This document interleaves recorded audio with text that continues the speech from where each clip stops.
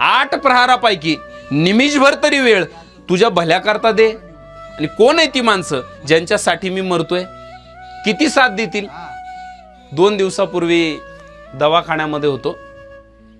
Patient आहे माझ्या घरामध्ये आणि आम्ही कमीत कमी 10 लोक होतो दवाखान्यामध्ये. पेशंट काय म्हणायचं माहिती आहे का, माझ्यासोबत चला. आम्ही गेलो सोबत.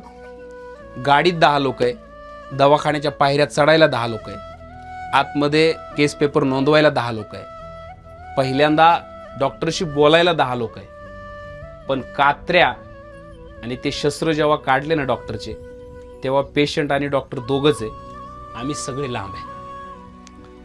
मरायच्या वेळेला आणि देवासमोर हिशोब द्यायच्या वेळेला बाकीच्या कितीही ओळखी असल्या तरी त्या तिथं स्वीकारल्या जात नाही.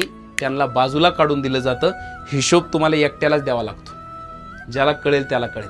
म्हणून एक सांगू, कितीही मधल्या काळात पसारा वाढला तरी मेन हिशोबाच्या टायमाला तुम्ही एकटेच असतात, हे कधीच विसरायचं नाही रे.